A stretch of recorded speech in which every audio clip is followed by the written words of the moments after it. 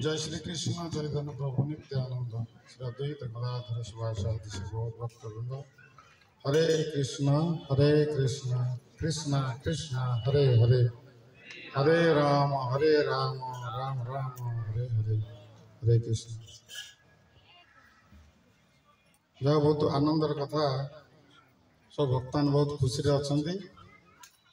कारण ये खुशी आम जो आध्यात्म मार्ग को आसिया स्थितिटा भगवान आमको आनंद प्रदान करती। कारण भगवान स्थितिटा हूँ सचित आनंदमय, कि आम जो जगत रहीचे ये जगतटा हूँ दुखपूर्ण अस्थायी जगत।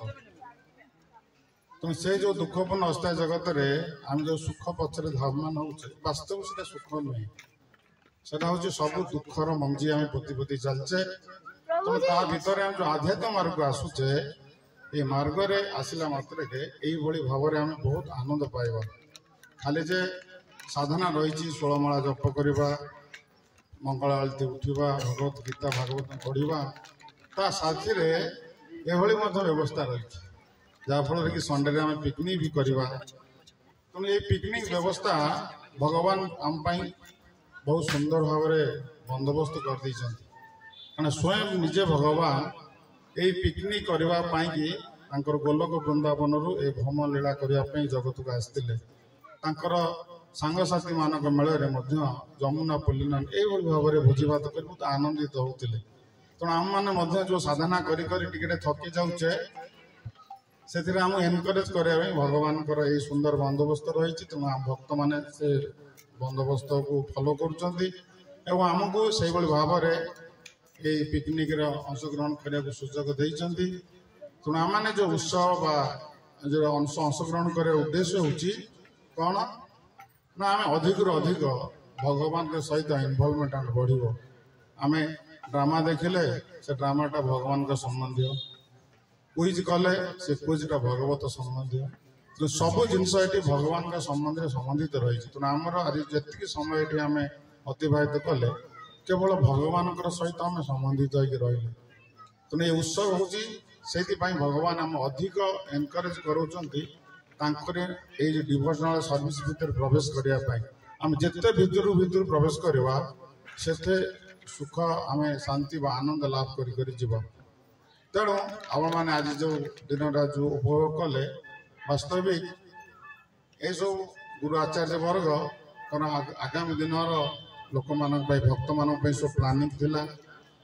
तेणु आम जो बुला सहर को आसिलु ये जगह को जो गुरु महाराज आम आनी ये जो जगार आम बसचे ये जगह 3 फुट गाढ़ा थिला, ये पानी जमुला। तेणु आम जो प्रथम ये माटी पकईलु गच लगेलु आम प्लानिंग करूँ फ्यूचर रे ये भाव में आम पिला माने आसबे ये गछ छाई तले नेचुरल परिवेश ये भाव में पिकनिक करेंगे।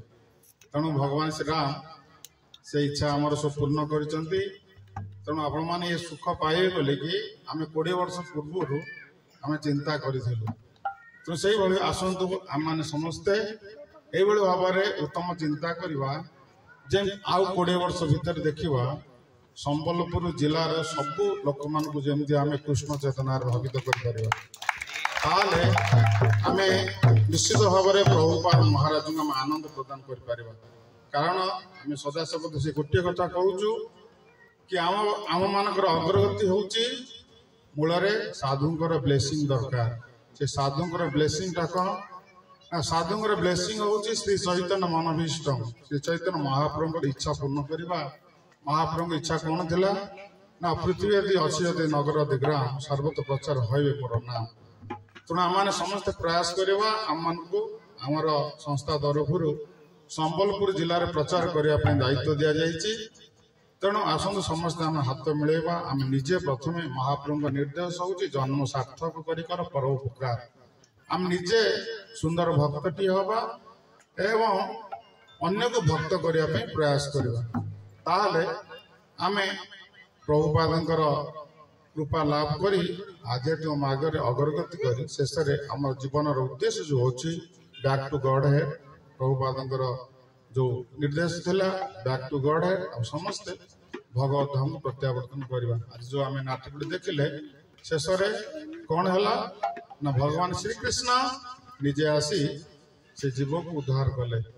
तेणु भक्ति जोगरे भगवान निजे कहते 12 अध्याय भगवत गीता कहते जेतु सर्वाणी कर्माणी मयि सन्न्यास मत परा अनन्येव जोगेन मां धयाति उपासते तेषाम् अहम समुद्धार्ता मृत्यु संसार सागरात् भवामि न चिरात् पार्थ मौर्य व्यसित ए पार्थ जदि जड़े व्यक्ति पूर्ण मात्रा पाखे शरीर में समस्त कर्म तार मन तार बुद्धि जो अर्पण करे मार्ग से मु निजे जाई से आत्मा को कौन करे ना भवबंधन उद्धार करे।